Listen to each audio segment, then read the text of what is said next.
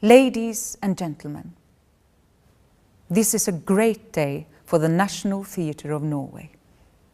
It is the day when we publicly apologize for our shameful collaboration with Habima, the National Theatre of Israel. When our theatre director agreed upon this collaboration 2 years ago, we did not know what a powerful role Habima and other Israeli art institutions play in normalizing the Israeli occupation. We did not know that art and theatre are extremely important tools for the State of Israel to build up the image of itself as a humanistic nation and not as the apartheid state that it actually is. We did not know because we had not done one single piece of research. We did not know that a united Palestinian civil society are fighting for a full economic and cultural boycott of the State of Israel simply because they cannot find any other solution to end the occupation and the continuous warfare. We did not know because actually we didn't bother to find out.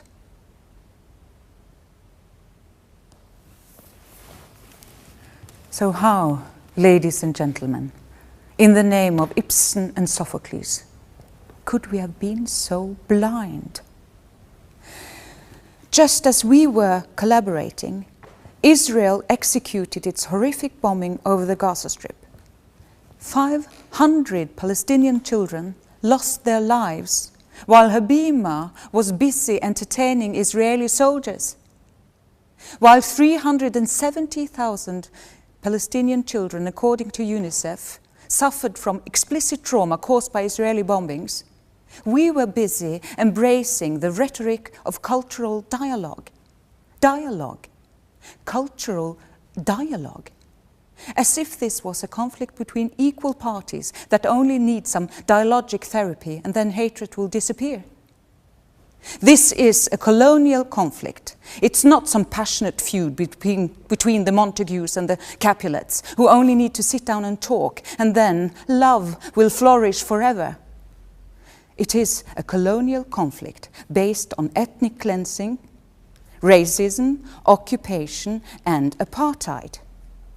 But of course, we didn't know, and for this we are very, very sorry and awfully ashamed.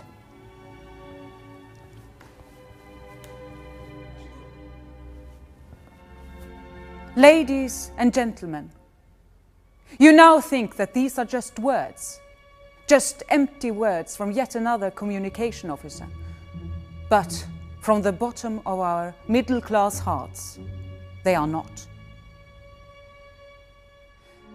The Habima case has forced us at the National Theatre of Norway to understand that we no longer can run a country's theatre separate from the global reality. We cannot let ourselves be tools to build up the power and prestige of the oppressive elites.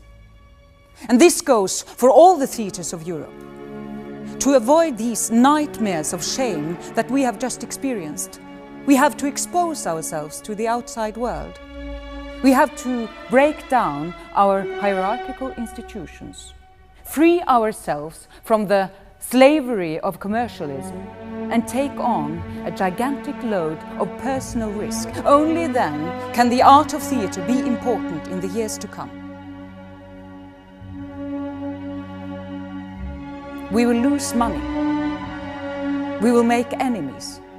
But in doing so, we will actually have something in common with the majority of our European audience. And we, at the National Theatre of Norway, will lead the way, starting with these 3 promises.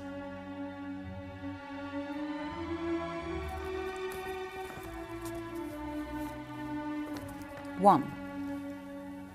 The National Theatre of Norway will fully support the Palestinian call for boycott, divestment and sanctions of Israel.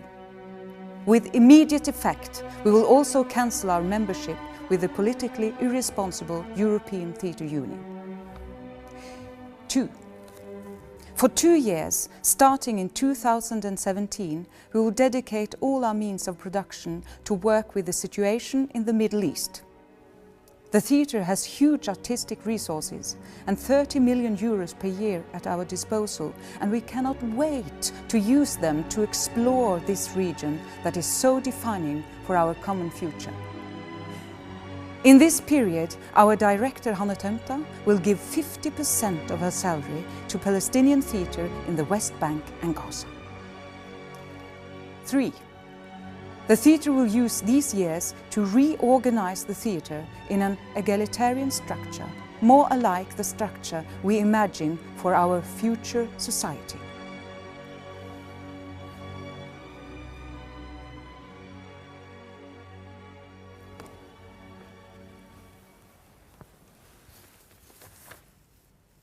And lastly, the Habima case has made us remember something that we had forgotten for a very long time. Theatre can be important. And for this reminder, we are forever grateful. Free Palestine. Long live the National Theatre of Norway.